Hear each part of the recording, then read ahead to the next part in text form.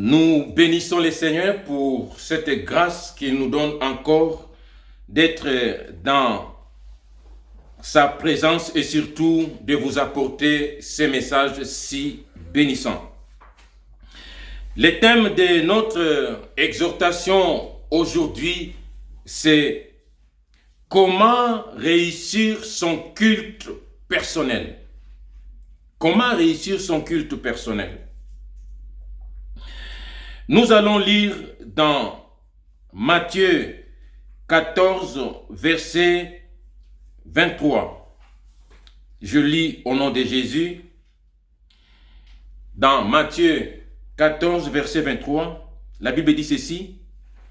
Quand il l'eut renvoyé, il monta sur la montagne pour prier à l'écart. Et comme le soir était venu, il était seul. C'est ce texte qui va nous conduire dans notre exhortation. Bien-aimés, pour essayer un peu de circonscrire notre exhortation, nous allons vous montrer les deux obstacles, les deux grands ennemis au culte personnel. Et nous vous donnerons aussi les trois principales parties d'un culte personnel, d'un culte individuel. J'aimerais vous raconter une petite histoire pour introduire notre exhortation. Et cette histoire reflète l'un des ennemis ou l'un des obstacles au culte personnel. Il y avait un monsieur qui s'est préparé pour se marier. Alors, il est allé voir un coiffeur, un garçon, il est parti voir un coiffeur pour se couper les cheveux. Pendant que le coiffeur était en train de couper les cheveux au futur marié, à celui qui devait se marier dans quelques heures, devant le salon, il y a eu un grand événement en dehors de la salle, du salon de coiffure. Il y avait un monsieur qui dansait tellement qu'il faisait de l'humour dehors. Les coiffeurs, pendant qu'il était en train de couper les cheveux, il s'est un peu arrêté et il commençait à regarder la personne qui dansait dehors.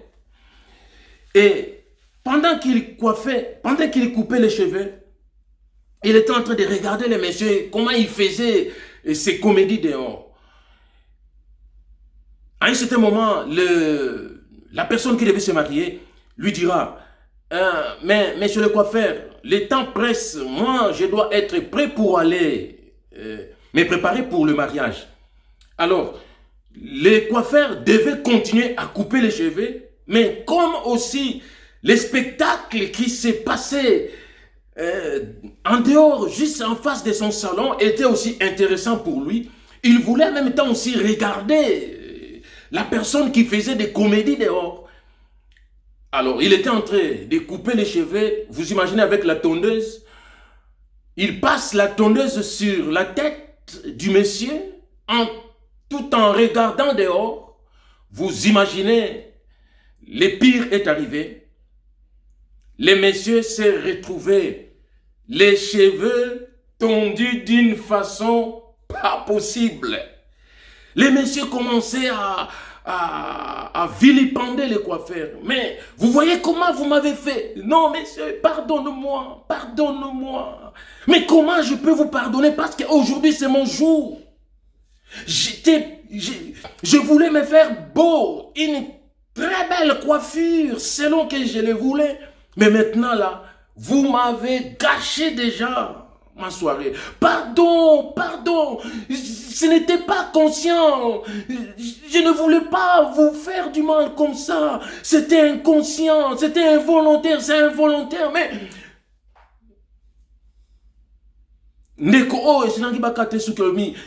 Est-ce la volontaire, est-ce l'involontaire?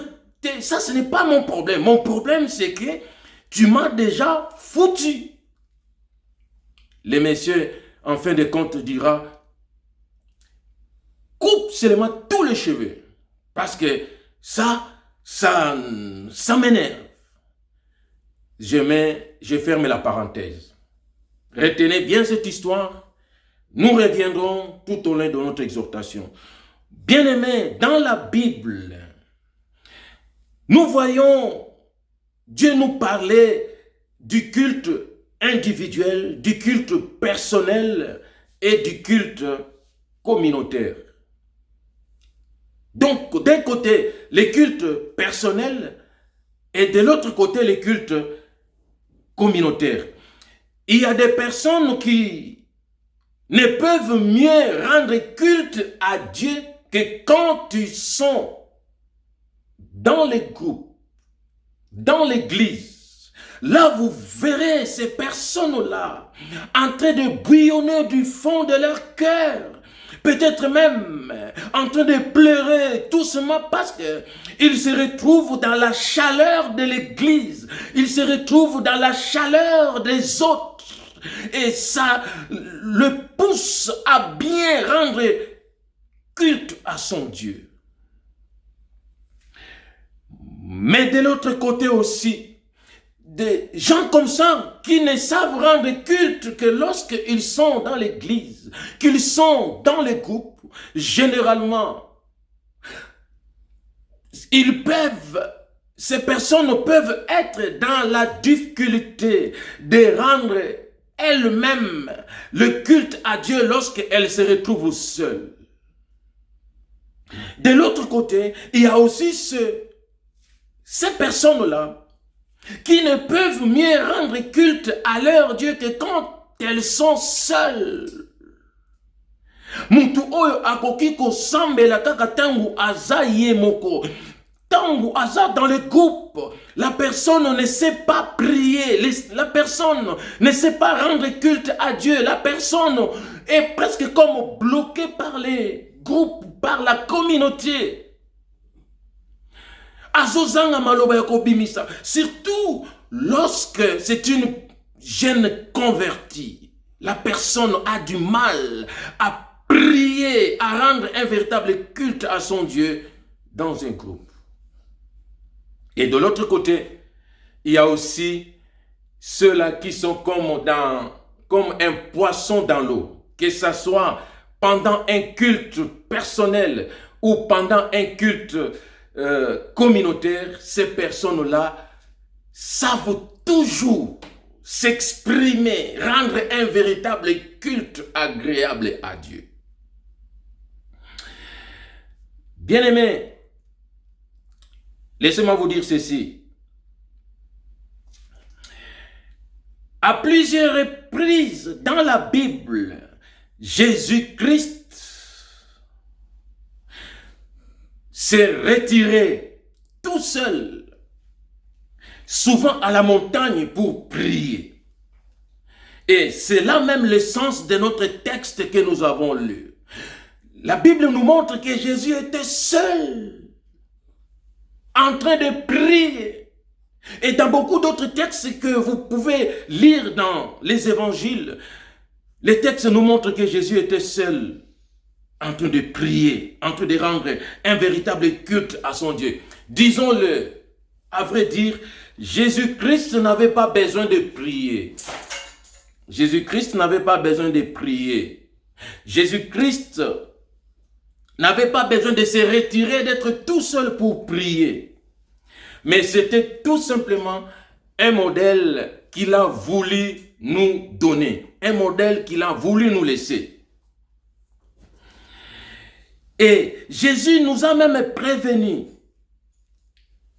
que l'heure vient, si vous lisez dans les livres de Jean 16, verset 32, vous le verrez, Jésus-Christ est en train de nous prévenir que l'heure vient où nous serons dispersés chacun de son côté, où l'Église, où les chrétiens seront dispersés chacun à son côté.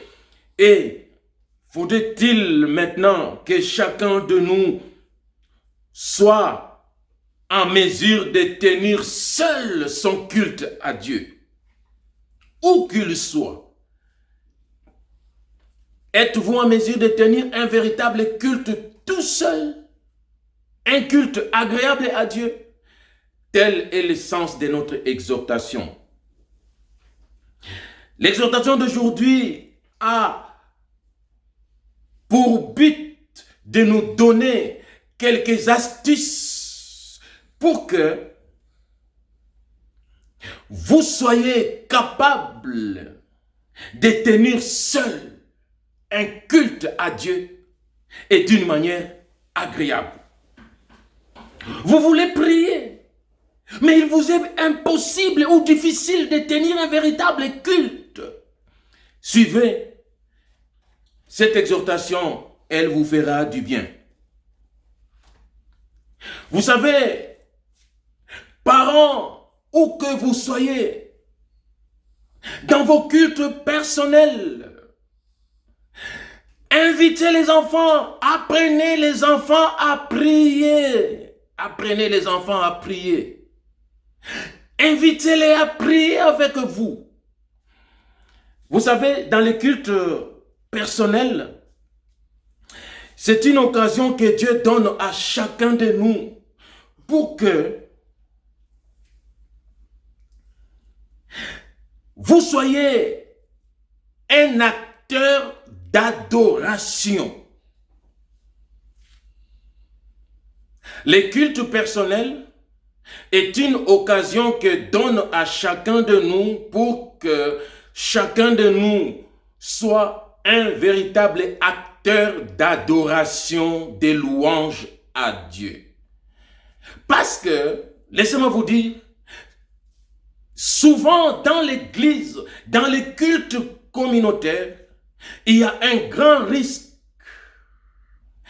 d'être spectateur au lieu d'être acteur du culte. Vous regardez les autres prier, vous regardez les autres chanter, vous regardez les autres danser, vous regardez les autres acclamer.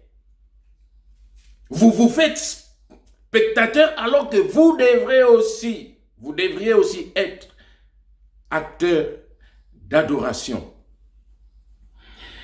Et qu'est-ce que je peux encore vous dire? Dans le culte personnel, vous n'avez qu'à compter qu'à vous-même pour que le culte soit agréable.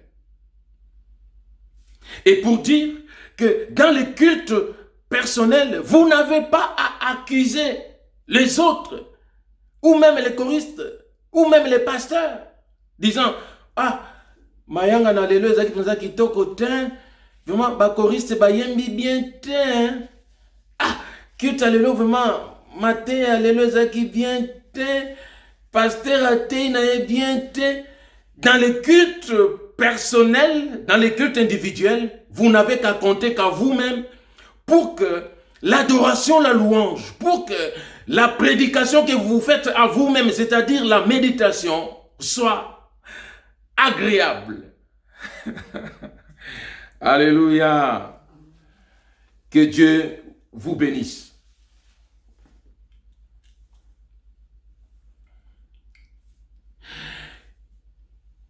Pour continuer notre exhortation, je suis en train de circonscrire l'exhortation avant d'aller dans le fond.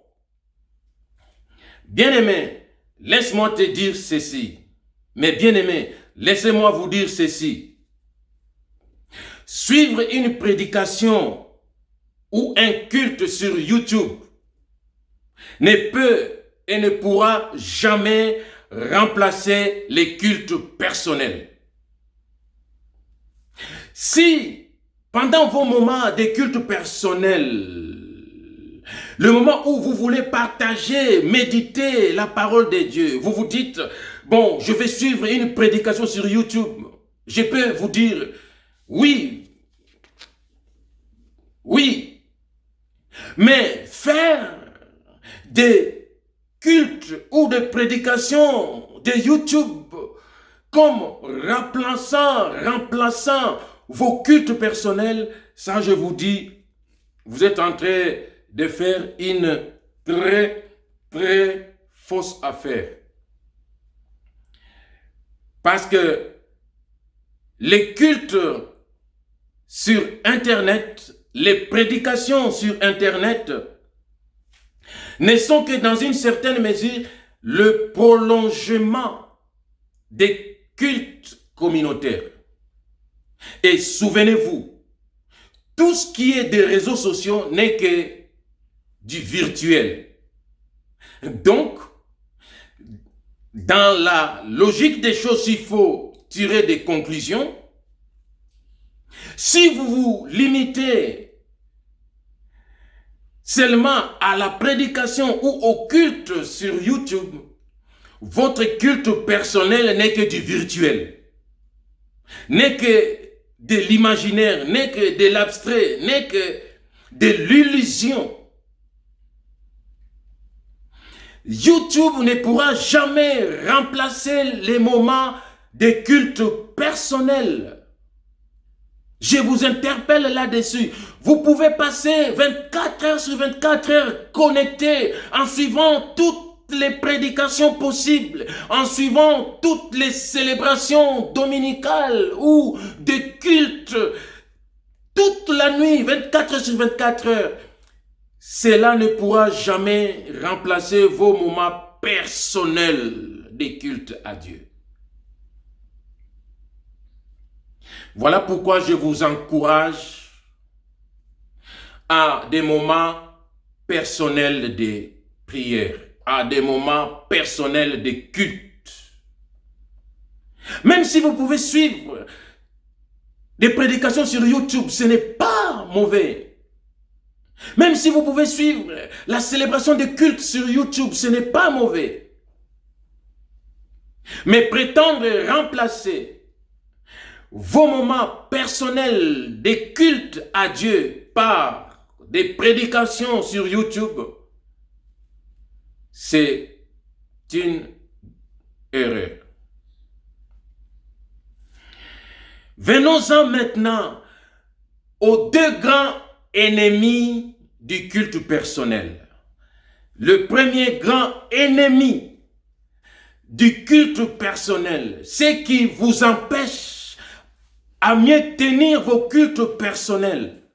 La première des choses, c'est le manque d'envie de prier. Il y a des personnes qui n'ont envie de prier, de rendre culte à Dieu que quand elles sont dans les groupes. Mais lorsque ces personnes se retrouvent seules, ces personnes n'ont plus envie de prier. Et là, je vais vous donner les astuces pour que même tout seul, vous soyez en mesure, vous ayez envie de prier. Il faut d'abord commencer à identifier la cause de votre manque d'envie. Pourquoi vous n'avez pas envie de prier lorsque vous êtes tout seul? Pourquoi? Laissez-moi vous dire ceci, mes bien-aimés. La prière révèle l'intérêt que vous avez à parler à Dieu. La prière révèle l'intérêt que vous avez à parler à Dieu. Si vous n'avez pas intérêt à parler à quelqu'un, vous ne parlerez pas à la personne. Vous ne parlerez pas à la personne. Donc, la prière, c'est parler à Dieu. Donc, lorsque quelqu'un prie, il est en train de révéler, il est en train de manifester l'intérêt qu'il a à parler à Dieu. Celui qui ne veut pas prier, c'est quelqu'un qui ne veut pas parler à Dieu.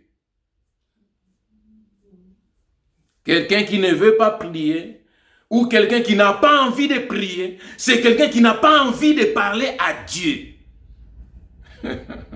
C'est fort, hein? Ozana on a posé à Kolobisanzambete. C'est fort. Et qu'est-ce qui fait que certaines personnes n'aient pas envie de prier, n'aient pas envie de parler à Dieu? Souvent, ce sont des cœurs qui sont ou qui ont été déçus. Généralement, c'est un cœur déçu qui n'a plus envie de prier. Lorsqu'un cœur est déçu, il n'a plus envie de prier. Quand je parle de déçu, c'est-à-dire qu'il comptait beaucoup de choses par la prière, mais la prière ne lui a rien rendu. De telles personnes, de tels cœurs sont des cœurs déçus, des cœurs découragés, des cœurs qui n'ont plus d'intérêt à la prière. Ils ont tellement beaucoup espéré de la prière, mais la prière ne leur a rien donné. Donc, plus envie de prier parce que la prière devient inintéressante. La prière devient inintéressante. Ce sont les personnes dont le désir de prier a été étouffé par les problèmes de la vie. Souvenez-vous de la parole de Jésus, de la sémence. L'autre sémence tombait sur une terre où il y avait beaucoup d'épines. Étouffé. Un cœur étouffé par les problèmes n'a plus envie de prier. Un tel cœur a besoin d'être pas seulement échauffé, mais aussi réchauffé. Pour reprendre le désir, pour reprendre l'envie de prier. Et pour cela, un conseil que je peux vous donner, c'est dans Éphésiens 5, verset 19. Avant de vous lire ce texte, vous savez, un joueur, avant d'entrer, avant de monter sur le terrain, même s'il s'était entraîné toute sa vie pour le match, avant de monter sur le terrain, il commence à se réchauffer, à s'échauffer. L'échauffement, réchauffement. Et c'est la même image que je vous apporte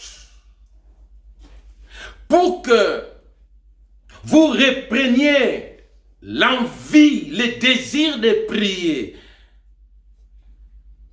Un petit conseil dans Éphésiens 5, verset 19 qui dit: entretenez-vous, Éphésiens 5, verset 19, entretenez-vous par des psaumes, par des hymnes et par des cantiques spirituels, chantant et célébrant de tout votre cœur les louanges du Seigneur. Tala, oyebiko, tango ozoza suna pose à kobonde la te, tango kobonde la ekomi likukuma, ekomi kilo. Accroche-toi même, ya koyoka kayokaka, banzembo na nzambe. Je vous dis, ça va vous aider à remettre, à restaurer les désirs de prière en vous. Je vous dis ces choses, c'est en connaissance des causes.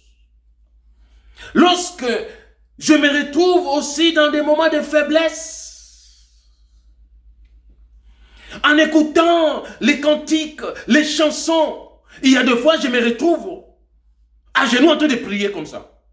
Et je pleure. Un petit conseil. Entretenez-vous par des cantiques. Et il y a des cantiques, hein. Et il y a des cantiques, hein. Et il y a des hymnes, hein. Et il y a des psaumes, hein. Lisez des psaumes. Et il y a des psaumes à lire et des psaumes à chanter. C'est les mêmes. Entretenez-vous par des psaumes. Et il y a des psaumes. Hein. Quand vous lisez, vous lisez, vous lisez, vous réalisez, vous lisez, vous réalisez. Vous sentirez en vous comme quelque chose qui commence à se réveiller encore en vous avec ce désir de prier. Et vous allez vous retrouver à genoux, sans le savoir, sans le vouloir. Et vous reprenez à prier. C'est comme un véhicule qui n'arrivait plus à démarrer et qui a besoin d'un soutien, d'être poussé. Et à force de pousser, le véhicule va redémarrer. Ça, c'est un conseil gratuit. Bien-aimé, le deuxième ennemi d'un culte personnel, et c'est là où je vous ai donné cet exemple-là de ces coiffeurs qui étaient en train de coiffer tout en regardant dehors, jusqu'au moment où il a défiguré celui qui devait se marier. Le deuxième ennemi du culte personnel, c'est le manque de concentration. C'est l'ennemi que vous devrez être en mesure de vaincre pour que vos cultes personnels soient agréables, soient elengi. La concentration, le manque de concentration. Vous savez, les messieurs là, les coiffeurs que je vous ai donnés, Abanaki n'a pas kata suki. Mais il ne pouvait pas couper les cheveux en même temps en regardant ce qui se passait dehors. C'est soit il interrompt la coupe des cheveux et il regarde, soit il coupe et il ne regarde pas dehors. Il ne pouvait pas faire les deux au même moment. C'est pour dire quoi? Mais bien aimé, Jésus a dit dans Matthieu 6, si vous lisez, vous le verrez, dans la prière de notre Père, et même peu avant, dans le verset avant, je pense au verset 5 et verset 6, si vous voulez prier, entrez dans votre chambre. C'est-à-dire, vous devez être concentré. Vous devez quitter tout ce qui peut vous entraîner dans la distraction. Entrer dans votre chambre ne signifie pas être à l'abri du manque de concentration. Okoki kokota na chambre, olobi po tenaza la distraite omikangi na kati na chambre. Mais okozala na mama na distraction na kati ya makanisi na yo. Ce n'est pas de cette chambre-là, que Jésus a parlé. Okimi na yo kotala mutu aza libanda azo sala distraction, azo sala makelele na libanda, mais na kati na chambre, et c'est comme ikangeli yo moko, grande distraction, peut-être même des pensées impures, ezo yela yo. Alors, na lingina pesa yo, moi quelques conseils pour éviter la divagation des pensées pendant des moments de culte personnel. Pour tangu ba pensées zali ko divaguer. Culte na yo zo mona ngo ezelengi te. Culte na yo zo mona ngo ekomi lourd. Culte na yo zo mona ngo ekomi façon ndenge te. C'est vrai, dans la prière, vous pouvez être amené à prier en silence. La Bible donne beaucoup de textes, je vous en donne 3. Sophonie 1, verset 7. La Bible dit ceci: silence devant le Seigneur l'Éternel. Zacharie 2, verset 13. La Bible dit que toute chair fasse silence devant l'Éternel. Habakkuk 2, verset 20. La Bible dit: l'Éternel est dans son saint temple et que toute la terre fasse silence devant lui. C'est bien. Te pasteur, ngana bondelaka, nazo bondela nakati na mutema, nazo bondela na kimia nakati na mutema. Ce n'est pas mal. Mais avec la petite expérience dans la vie chrétienne, je vous donne un conseil gratuit. Si vous voulez éviter la distraction, la divagation de vos pensées, apprenez à prier à haute voix, même lorsque vous êtes tout seul. Vous verrez, vous allez vaincre la divagation des pensées. Apprenez à prier à haute voix. Ça, c'est un premier conseil. D'ailleurs, la Bible nous le montre que Jésus priait à haute voix. Il y a beaucoup de textes. Je vous donne, vous allez lire dans Jean 11, verset 43. Jésus priait à haute voix.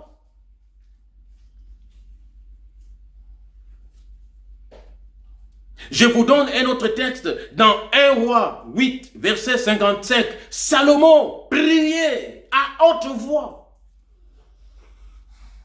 David lui-même, n'en parlons pas. Dans les psaumes, je vous donne un psaume. Psaume 142, verset 1. D'ailleurs, c'est de là que un frère a tiré un cantique. Psaume 42, verset 1. De ma voix, je crie à l'Éternel. De ma voix, j'ai célébré son nom. Bien-aimé, David était de ceux qui priaient à haute voix. Quand tu pries à haute voix, tu vas facilement vaincre le manque de concentration. Prier en silence, prier dans les cœurs et surtout quand on est seul. C'est un grand piège du diable pour te plonger dans la divagation des pensées. Yo oyo banaki ko bondela, tu vas te retrouver en train de penser ndenge nini lobi okosala examen na yo, ndenge nini lobi okokende oko voyager, ndenge nini okokende ko répondre na rendez-vous na yo ya visa. Alors que tu es dans la prière. Et alors que si vous priez à haute voix, vous allez vaincre. Essayez. Je vous l'ai dit en connaissance des causes. Je vous l'ai dit en connaissance des causes. Le manque de concentration vient également lorsque votre culte est terne. Votre culte est lourd, votre culte est ennuyé, votre culte est long. Votre culte est long. Et c'est en cela, pour vous donner une autre astuce pour vaincre le manque de concentration, apprenez à gérer la position du corps pendant que vous tenez votre culte seul. La position du corps. Bien-aimés, je vous partage ces choses, c'est pour vous édifier. Prier assis, c'est bien, ce n'est pas mal, la Bible en parle. Prier allongé, ce n'est pas interdit. Tu viens de te réveiller, tu es encore allongé. Tu vas commencer à prier, les Amen, tu vas les dire, tu es déjà encore dans le sommeil. Néhémie priait aussi, par moments assis. Si vous lisez dans Néhémie 1, verset 4, la Bible dit, « Je m'assis, je pleurais, et je fus plusieurs jours dans la désolation. Je jeûnais et je priais devant les dieux des cieux. » Ce n'est pas mal de s'asseoir pour prier.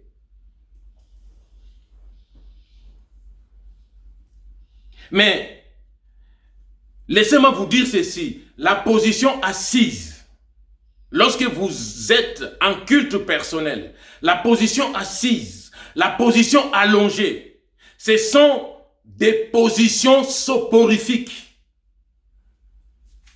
C'est-à-dire des positions qui donnent envie de dormir. Des positions qui vous alourdissent. Je vous invite donc à prier lorsque vous êtes dans votre culte personnel. La position à prendre, je vous donne un conseil. Prenez, adoptez la position à genoux. Paul priait à genoux. Beaucoup des hommes de Dieu dans la Bible priaient à genoux. Jésus lui-même priait à genoux. Je vous donne Acte 9, verset 40. Il y a beaucoup de textes. Je vous donne Luc 22, verset 41. Jésus à genoux priait. Seul. Je vous donne Daniel 6, verset 10. À genoux, Daniel priait 3 fois par jour.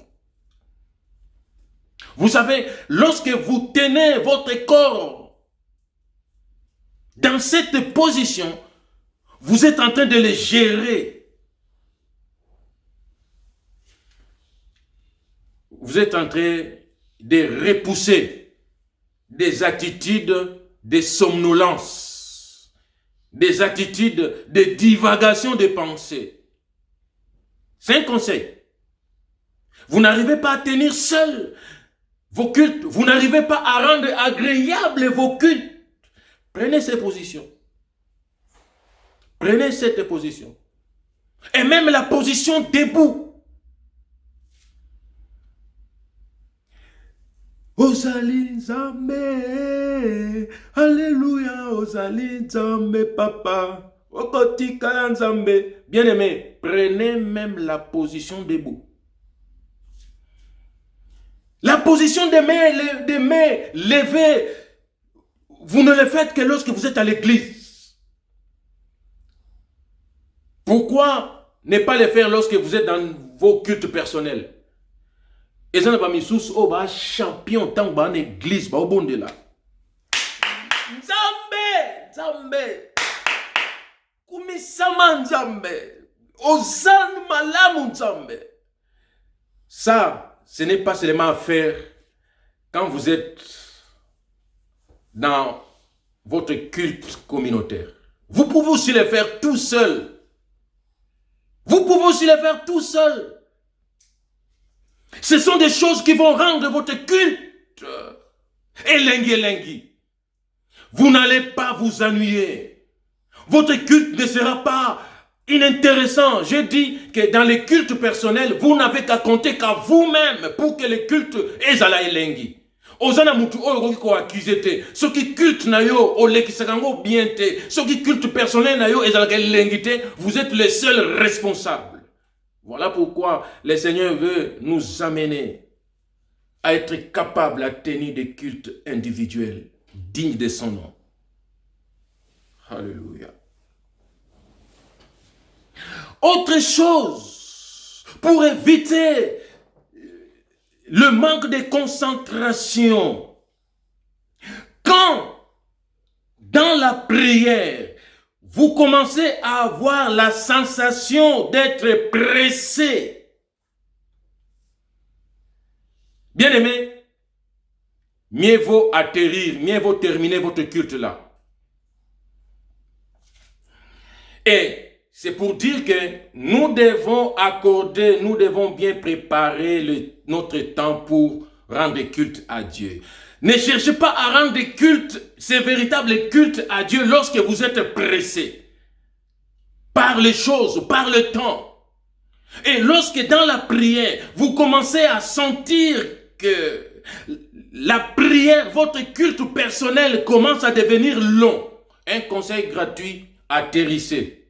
Mieux vaut un court temps, mais intense, d'une prière, d'un culte digne de son nom, que de passer des heures de somnolence, de lourdeur, de manque d'intérêt dans la prière.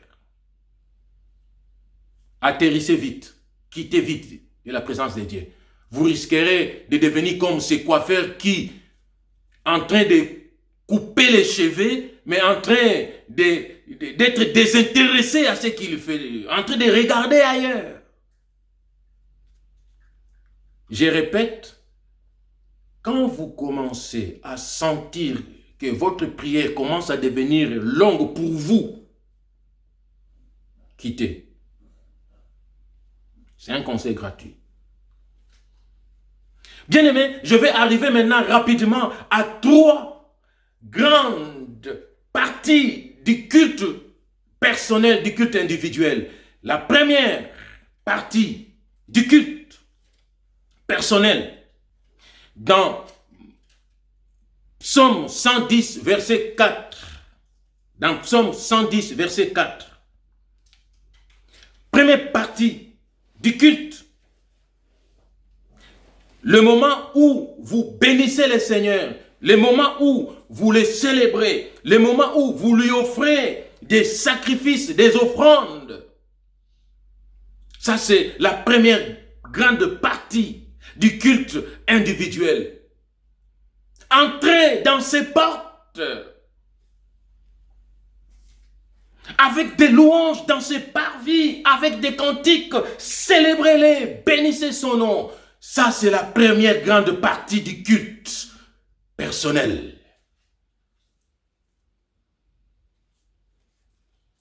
Entrez dans ses portes avec des cris de joie. Ça, c'est la première partie, le chant. Vous bénissez le Seigneur. Pas seulement par les chants, mais par les paroles. Vous bénissez le Seigneur. Première grande partie. Deuxième grande partie, c'est le moment de la méditation.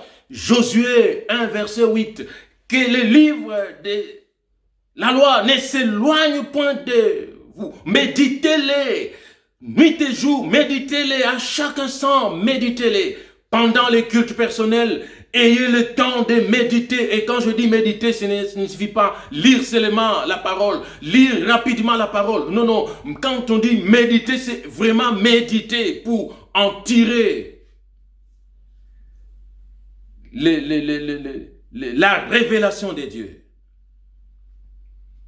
Ça, c'est la deuxième grande partie. Quand on dit méditer, c'est méditer. Je prends un exemple. La Bible dit, tu lis la Bible au verset, Dieu dit, tu ne voleras point. Tu es en train de lire la Bible. Là, tu as lu, maintenant méditer. Seigneur, si je volais, c'est-à-dire que la chose d'autrui, j'ai la chose d'autrui. Maintenant là, pendant que je lis ces versets, qu'est-ce que j'ai d'autrui en moi? Et là, qu'on nini ya moninga onga nazana ngo. Et ça va te belepe, ba pesa bango biloko pona ba salela, ba déficit bango biloko ba salela, mais qui ne veulent plus rendre. Et ils peuvent même dire abosana na ye ke apesa nga eloko on atikala nanga nango. Bien aimé, pendant ces moments-là, tu dois t'interroger de te dire nini yango ya moninga oyo nga nazana ngo. Ata abosana na ye, nzamba abosana te, kende kozongisa. Alléluia. Dites Amen. Amen. Bien aimé, ça ce n'est qu'un exemple. Troisième grande partie, c'est dans Matthieu 6, verset 11, ou dans la prière de notre Père uni. Donnez-nous notre pain quotidien. La troisième grande partie du culte personnel. C'est le moment des requêtes, le moment le moment des demandes, le moment d'intercession. Bien aimé, si il faut seulement prier pour les requêtes, les demandes qui vous concernent et qui concernent les autres, vous pouvez déjà épuiser même 1 heure du temps dans les cultes personnels. Quand je dis bien demander comme il faut demander, vous pouvez déjà passer 1 heure du temps seulement en demande, seulement en requête. Donc, voyez comment, pour un culte personnel, Vous pouvez passer du temps, même plus de 2 heures, tout seul comme ça, en train de rendre culte. Est-ce qu'il nous est vraiment arrivé de rendre un véritable culte tout seul? Prenons la résolution de nous y mettre. Et que Dieu vous aide à rendre vos cultes personnels agréables autant que les cultes communautaires vous sont agréables. Que mon Dieu vous bénisse, que mon Dieu vous aide, que mon Dieu vous soutienne. Amen. Bon dimanche.